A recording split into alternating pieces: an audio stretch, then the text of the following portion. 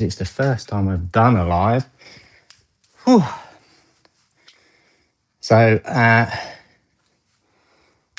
YouTube emailed me, said, "Hey Craig, we do vertical lives now.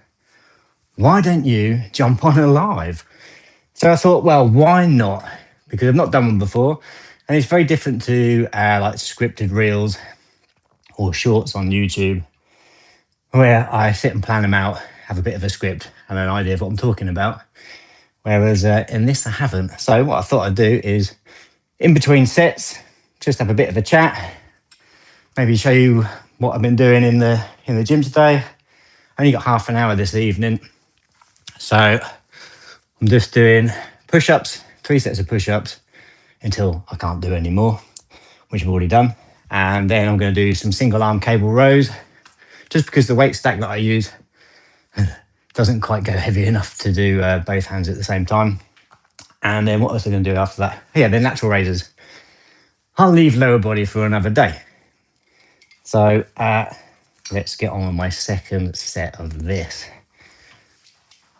One of the things I've noticed from clients is when they train, they don't get close enough to failure. You don't have to go to complete failure when you train a muscle, but you do really want to be like 2 reps left in reserve. This probably sounds awful going through the headphones, but as you can see, you start to pull faces, the reps slow down unintentionally.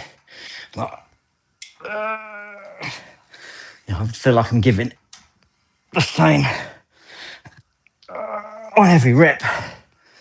So I probably only got 1 or 2 left, maybe 1. Whew. And that's kind of where we want to be looking. Otherwise, if we're not training at least 5 reps, like 5 reps to failure, it's probably the absolute minimum. Everyone is sort of kind of saying that 3 reps in the tank or less is where you want to be. So not when it starts to burn, not when it starts to feel a little bit difficult. When you start pulling faces, not necessarily making noises, although I generally do. And, the range of movement slows down, but you don't want to compromise form too much. And once it gets heavy, things are going to be slightly off. And we don't need to be perfect, but we do need to listen to our body. And this is heavy. And remember, like, one session you might come in and you pick a weight that you did the week before and it feels harder. And you think, oh, why is that? And often it's not what's going on in the gym. It's what's been going on external. Did you sleep as well the last couple of nights? Have you been fueling your body?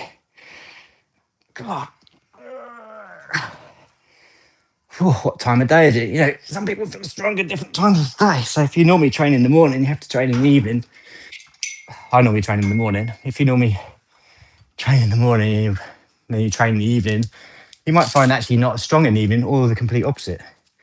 So, it's always worth, you've got to make it fit your day and fit around you. We can't always choose the times that ideally we'd want to train, but picking a time that you can, and if it's different, then make a note of that. We should be writing this sort of stuff down, tracking your weight, tracking your reps. And if you track the time of day as well, and you can see a pattern, it's always about data. Anyway, that was my first live. 4 minutes. That's not bad, is it? I might try and jump on a few of these and see how they go. And, as people come in, if they do, it'd be good to get to know you guys as well, like where you're from, how long you've been following me, do you follow me, and all that sort of stuff. So, I'm enjoying my YouTube journey, predominantly shorts. Be interested to know if people watch long form that follow me or subscribe to my channel. I want to get some longer form, more detailed stuff out for people to watch. And then, we'll see how that goes. I don't even know how you check the comments on this, if anyone's left anything or not. Top comments. I'm a right old granddad when it comes to actually doing stuff like live. But anyway, I plan on doing 2 more before Wednesday. That's my homework. Get yourself outside of what feels comfortable. And that applies to anything in life. If you can kind of push yourself outside of your comfort boundaries and you do it enough times, it then becomes comfortable and good things happen. I'll see you in the next one.